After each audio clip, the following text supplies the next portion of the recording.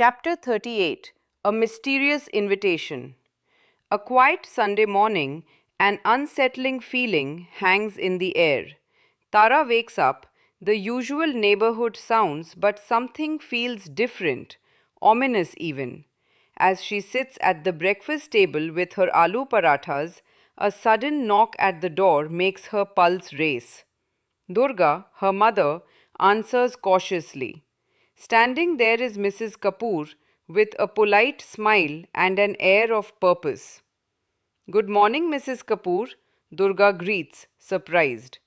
Good morning, Mrs. Kapoor replies smoothly, stepping inside without invitation. Her presence feels deliberate, almost commanding. Tara exchanges a tense glance with Kabir. Both sense the storm brewing. Mrs. Kapoor's eyes twinkle knowingly. It would be nice to share some time together. Please join us for tea tomorrow evening. And don't forget your friends from last time. You're invited too, she says, looking at Kabir with a mysterious smile. Tara's breath catches. Why now? What does she want? Kabir leans closer. Keep your friends close and enemies closer, he whispers. Tara feels the weight of his words. I don't know, she admits, her mind racing. But maybe this is the chance we've been waiting for. Durga politely offers a seat. Mrs. Kapoor begins to leave, her voice smooth but slightly off. Tara wonders, should they go? Is this a trap or a key to the mirror's secret? The invitation feels like a piece of a larger puzzle. The day passes in a blur of preparations. Tara, Kabir, Chaitali, and Joan are on edge. Tomorrow they will return to Mrs. Kapoor's flat. They will uncover the truth, no matter what it takes. Chapter 39. The Evening. In Mrs. Kapoor's cozy dining area, the aroma of fresh tea blends with the crunch of millet biscuits as adults chat softly, unaware of two young explorers plotting their next adventure. Mrs. Kapoor, with her silver hair neatly pinned and a knowing smile, listens calmly, her eyes hinting at secrets long kept. The room looks tidier than before, a subtle change. Meanwhile, Tara and Kabir sit quietly, their eyes flickering with curiosity.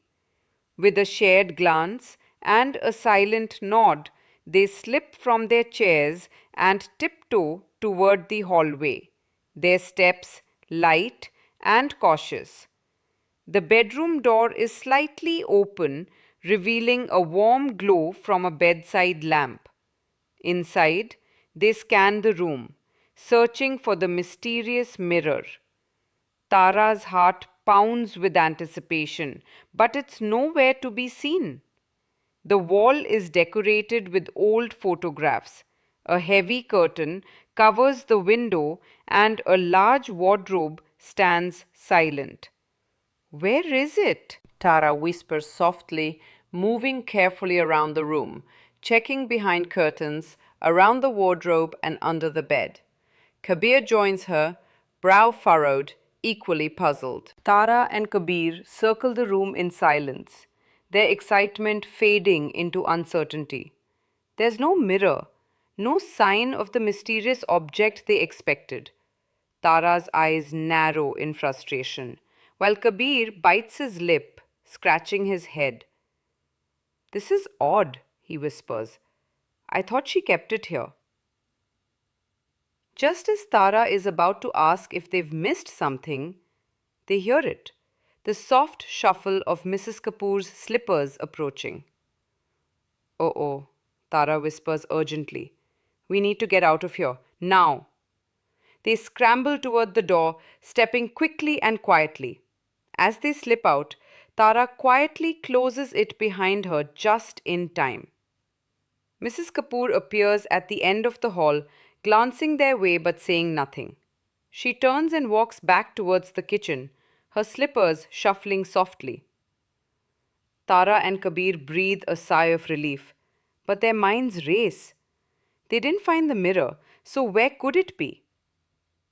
Their eyes fall on a small room at the end of the hallway with a weathered wooden door. It's a storage room, locked tight. Tara's curiosity sparks. She looks at Kabir, who catches her gaze and nods. They share a knowing look. Something about that locked door doesn't sit right. It's not just any storage space. When they reach the door, their eyes lock on the old, rusted lock. Tara steps closer, her fingers brushing the cold metal. An odd foreboding fills the air, but so does the thrill of discovery. She presses her fingers against the lock, feeling its rough surface. Suddenly, the lock clicks open.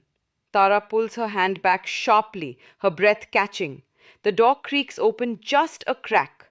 Kabir's eyes widen in disbelief. "Did you feel that?" he whispers. "Yeah," Tara replies, her pulse racing.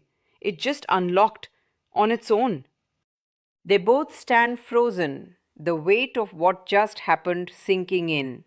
The door has unlocked itself unexpectedly, slightly ajar, revealing darkness beyond. Shock and curiosity wash over them as they wonder what lies inside. Kabir's voice breaks the silence, barely above a whisper. "Do we go in?" Tara nods instantly, her curiosity outweighing any fear. She reaches for the handle, which turns smoothly. As they push the door open, a musty scent of old books, dust, and something unplaceable hits them. They step inside carefully, eyes adjusting to the dim light from a small window. Shelves line the walls, filled with forgotten trinkets and stacked boxes. But what draws their attention is in the far corner, a large dusty old chest and an ornate mirror just visible in the faint light. Tara's heart races. There it is, the mirror they've been searching for, hidden away in a locked room. She leans closer, her breath fogging the surface. The reflection isn't quite right. Something feels off. The edges shimmer as if the mirror holds a secret waiting to be uncovered. The frame is dark mahogany, carved with vines and leaves, ancient and detailed, yet strangely out of place. Tara feels a strange pull to touch it. Her fingers hover just inches from the glass, a chill running up her spine. This isn't an ordinary mirror. It feels alive, shifting gently, rippling like liquid. Shadows flicker in the reflection, things not present in the room. Suddenly, footsteps break the spell. Tara and Kabir turn sharply to see Mrs. Kapoor standing in the doorway, her face unreadable, her eyes sharp. The children freeze, caught in their discovery. "Well, well," Mrs. Kapoor says softly. "What have you found?" Chapter 40. At last. At last, Tara stands frozen, her hand still hovering near the mirror, her mind racing as Mrs. Kapoor's sharp gaze sweeps over her. Kabir stands close by, equally apprehensive, unsure of what to do or say. Mrs. Kapoor studies them both for a long moment, her lips curling into a faint smile that doesn't quite reach her eyes. "Well, well," she says, her voice a mix of amusement and mild reproach. "You've got guts, I'll give you that." She steps forward, her eyes flicking briefly to the mirror before meeting Tara's gaze with a knowing look. "But you should have asked before you trespassed into places you don't fully understand." Tara's breath quickens as she meets Mrs. Kapoor's gaze head on. "I have to see it for myself," she says, her voice trembling only slightly. "I had a dream about this mirror. It felt important, and I believe it's the only way to stop Kintale. Without it, people are suffering, and I can't sit by and watch." I have to try. A long silence follows as Tara's words hang in the air. Mrs. Kapoor's expression remains unreadable as she considers her words. Her eyes flicker briefly as if calculating something deep inside her, but she says nothing at first. Instead, she slowly walks to a nearby chair and sits down, her gaze now fixed on the children with quiet intensity. You believe this mirror can help you with Kintale? She finally asks, her tone soft but carrying undeniable weight. Tara nods, though doubt lingers in her chest. I don't know how, but it's the only option I have left. I have to try.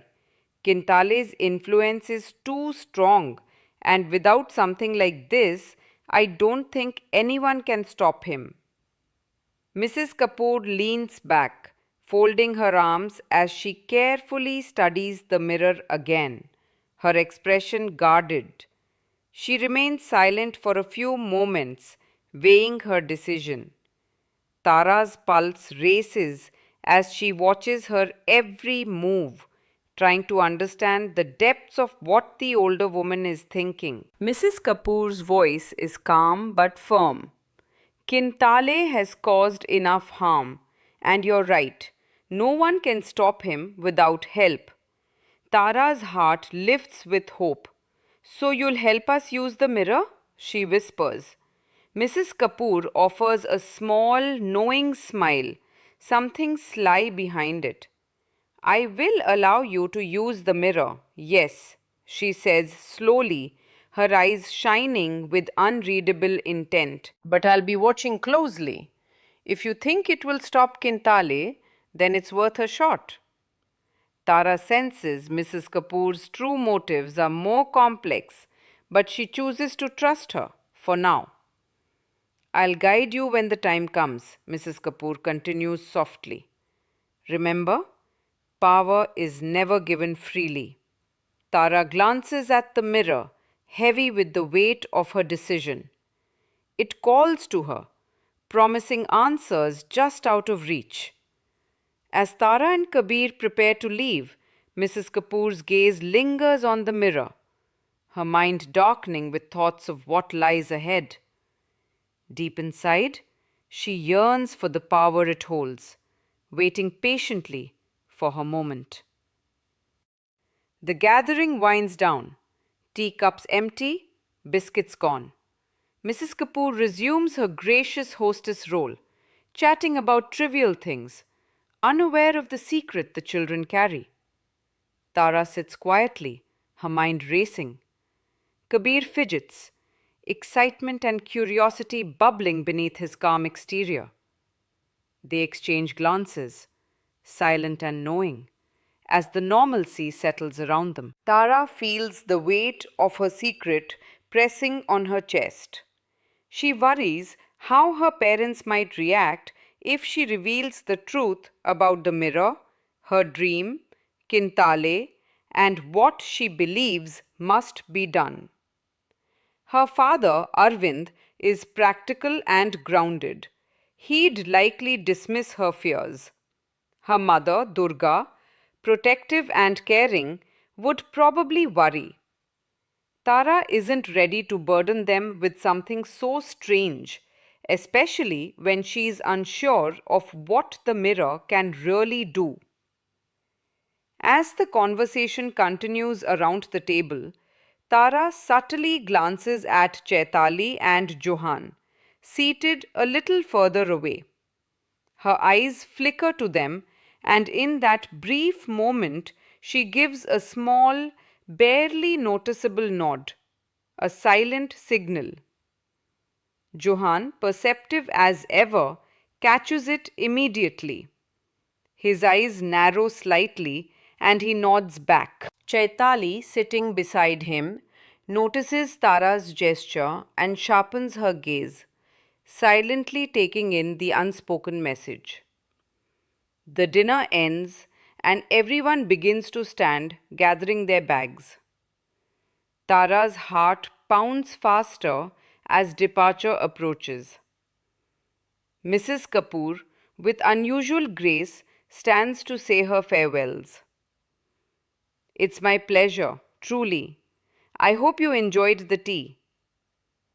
Tara forces a smile and nods. Thank you, Mrs. Kapoor. Everything was wonderful. We'll come again soon. She keeps her voice light, though her mind is still consumed by the hidden discovery.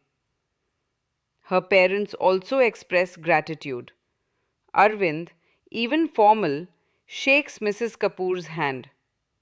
Durga, warm and gentle, gives her a soft hug, thanking her for the lovely evening. As everyone heads for the door, Tara's mind races. She can't leave yet. Too many questions about the mirror, Mrs. Kapoor, and what must be done next linger in the air. She glances at Johan, Kabir, and Chaitali, all subtly watching her, waiting for her to act. Just as her parents step outside, Tara lightly tugs Durga's sleeve. She says softly, can I stay a little longer? Kabir and I want to spend more time with Mrs. Kapoor. Please? Durga frowns slightly, glancing at Arvind, who is already unlocking the door. Tara, it's getting late. Are you sure? Yes, please. Just a little while longer. Johan and Chaitali are here too. We'll be fine. Tara insists, her voice steady but pleading. Durga hesitates, looking between Tara, Kabir, and Mrs. Kapoor, who stands at the door with her composed smile. Well, all right, but don't stay too long. Okay, Tara says quickly before her mother can change her mind. Arvind nods approvingly from the door. Tara turns to Mrs. Kapoor, her expression serious. Johan and Chaitali step forward, Kabir close by her side. Mrs. Kapoor raises an eyebrow, her calm demeanor unwavering. Well, children, I assume you stayed back for more than just tea and conversation. Tara takes a deep breath. Yes, Mrs. Kapoor, we need to talk. About the mirror. The room grows still, the weight of the moment settling heavily. Mrs. Kapoor folds her arms, her sharp eyes glinting with curiosity and something else. All right then, she says slowly, gesturing for them to follow her inside. Let's talk. The group steps back into the house, the door closing softly behind them.